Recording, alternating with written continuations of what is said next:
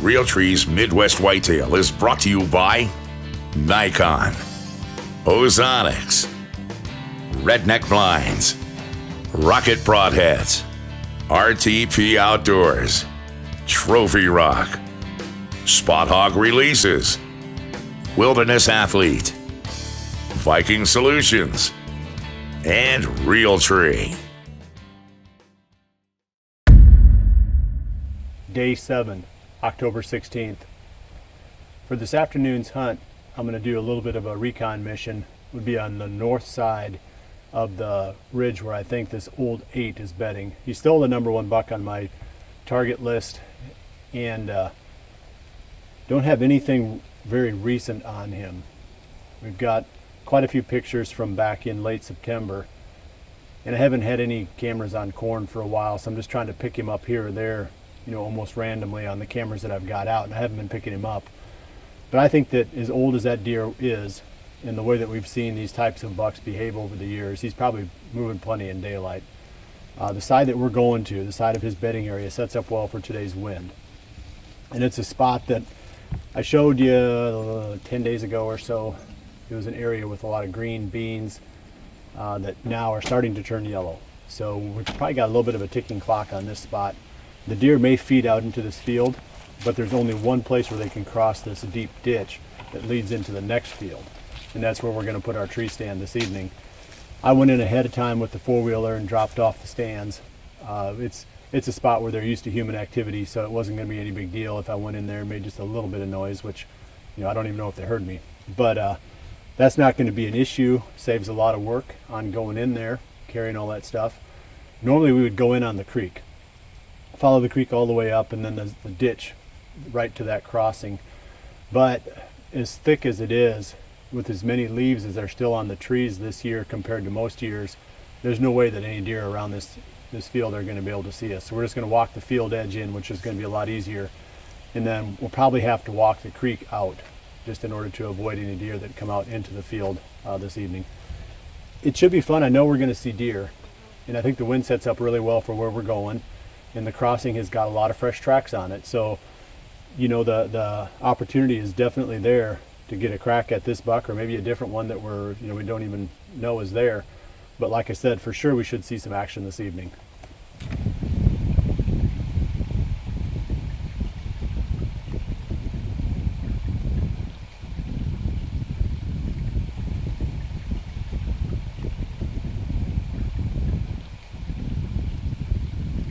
I try to learn something every time I go out to hunt. And today I learned that I'm not 25 anymore. I'm getting slower and slower at putting these tree stands up. It's a really cool setup. We got the creek right out here. Then there's a ditch that runs right below the tree stand on my left that leads into that creek. And to the left, inside of that, between the creek and the ditch, is that little small bean field that had the green beans in it. More than anything, I'm just hoping to get my eyes on that old 8 that we're trying to find. I know he's living up to our left up on that ridge someplace. It's just a matter of time before, you know, we put the pieces together. I'm not saying that we're on his trail. We just know where he lives.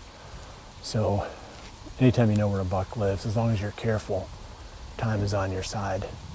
You don't need to rush. You don't need to be too aggressive. You can take your time and hunt him carefully. We got the whole rut ahead of us.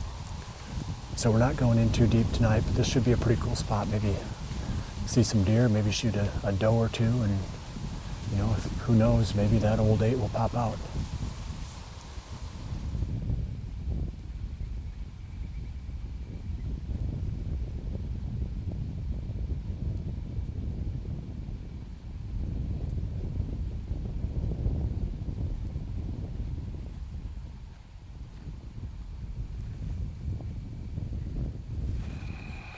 Man, it's a beautiful afternoon. It's about 62 degrees, real light wind.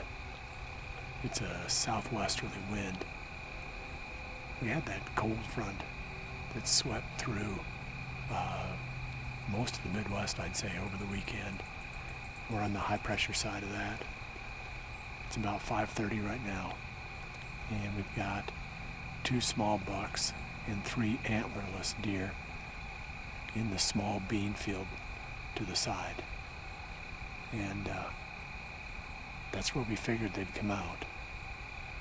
The only way this is going to work for us is if they feed their way down to this end of the field and then use this crossing. We could just spend the evening watching deer out in that small field. But if we're lucky, this little setup will work and they'll use this crossing and we'll get a good shot yet this afternoon.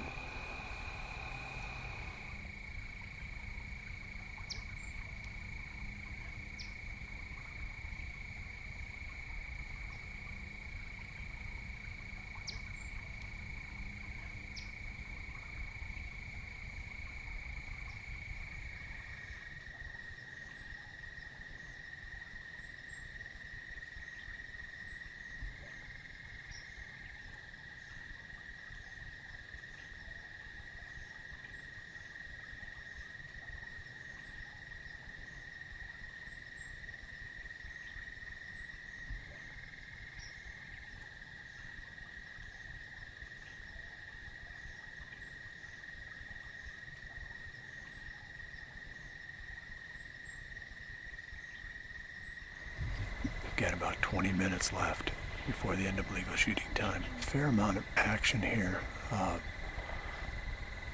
More activity in this big ag field behind me than what I expected. Either they're eating I think they're eating the dried beans in there. The deer make that transition between eating the leaves on the green beans and then when the plant dries down and the leaves fall off, then they'll start eating the pods. Well, the field behind me is dried down, and I believe they're eating the pods, and then the one in front of me is the one that's got the green leaves on it. But the doe got downwind of us and either saw us or smelled us, I don't know which, but she started blowing and blowing and blowing, so finally I was able to find a gap to shoot through. I didn't have a decent shooting lane in that direction, unfortunately. And I held really low because she was spooky. And I thought I missed her low. But the way she's acting, I had to have hit her. Because she's down in the beans now. We're not going to go after her right away. Probably like a liver hit or something like that. So before I go to bed tonight, I'll just drive back in here. And I know exactly where she's at. But pretty nice 8-pointer came out. Probably just a nice solid 3-year-old 8-pointer. At first I thought it was one of the bucks that we were after this year, but he's just not big enough. And obviously not old enough. But just a beautiful, beautiful evening. Gosh, I can't even imagine a nicer evening to be outdoors. It's about probably 55 degrees right now. Dead calm.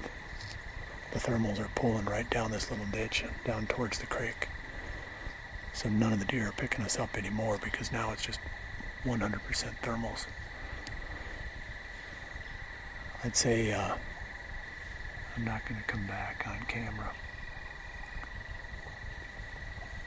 anymore this evening. It's just going to this will be my last interview. So whatever else we see, we'll tag it on at the end here.